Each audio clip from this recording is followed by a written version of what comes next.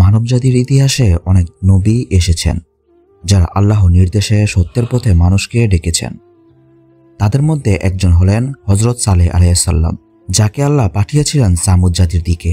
এই জাতি ছিল ধনী, শক্তিশালী ও উন্নত, কিন্তু তারা আল্লাহকে ভুলে গিয়ে মূর্তি পূজা করত। হযরত সালেহ আলাইহিস সালাম তাদের সঠিক পথে ফেরানোর জন্য অনেক চেষ্টা করেছিলেন, কিন্তু তার জাতি তার বিরুদ্ধে ষড়যন্ত্র করেছিল। আজ আমরা জানব হযরত সালেহ আলাইহিস সালামের জীবনী ও তার জাতির পরিণতি নিয়ে। হযরত সালেহ আলাইহিস সালাম ছিলেন হযরত নূহ আলাইহিস সালামের বংশধর। তাকে আল্লাহ সামুদ জাতির দিকে নবী করে পাঠান। সামুদ জাতি ছিল অত্যন্ত সমৃদ্ধশালী। তারা পাহাড় কেটে বিশাল দালান বানাতো এবং শান শৌকতে জীবনযাপন করত। কিন্তু তাদের একটি প্রধান সমস্যা ছিল, তারা আল্লাহকে ভুলে গিয়েছিল এবং নিজেদের শক্তি ও ধন সম্পদের গর্বে অন্ধ হয়ে মূর্তি পূজায় লিপ্ত হয়েছিল। হযরত সালেহ আলাইহিস সালাম তাদের কাছে গিয়ে বললেন, হে আমার জাতি, তোমরা কেন আল্লাহর দেয়া নেয়ামত ভুলে গিয়েছ? তিনি তোমাদের সৃষ্টি করেছেন, তিনি ছাড়া আর কোনো ইলাহ নেই, তাকেই ইবাদত করো, তাহলে সফল হবে।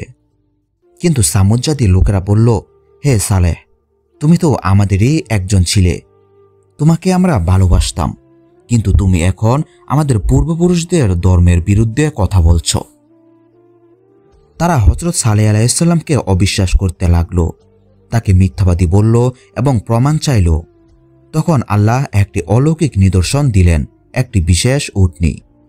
সালেহ আলাইহিস সালাম বললেন, এটি আল্লাহর নিদর্শন, তোমরা এটিকে কোনো কষ্ট দিও না, এটি তোমাদের মাঝে থাকবে এবং এটি আল্লাহর পক্ষ থেকে তোমাদের জন্য পরীক্ষা।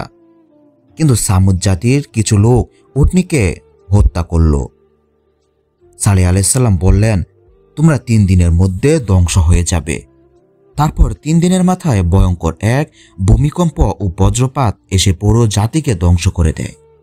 শুধু হযরত সালেহ আলাইহিস সালাম ও তার অনুসারীরা বেঁচে যান। সামুদ জাতির মতো অনেক জাতি সত্যকে অস্বীকার করেছিল এবং ধ্বংস হয়ে গেছে। আল্লাহর পথ ছেড়ে যারা অহংকারে ডুবে যায়, তাদের পরিণতি ভয়াবহ হয়। হযরত সালেহ আলাইহিস সালামের কাহিনী আমাদের শিক্ষা দেয় যে সত্যের পথে দৃঢ় থাকতে হবে এবং আল্লাহর অবাধ্যতা থেকে দূরে থাকতে হবে।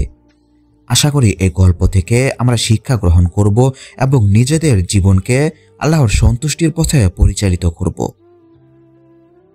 এই ভিডিওটি ভালো লাগলে অবশ্যই লাইক, শেয়ার ও সাবস্ক্রাইব করতে ভুলবেন না। আল্লাহ আমাদের সবাইকে সঠিক পথে রাখুন। আমিন।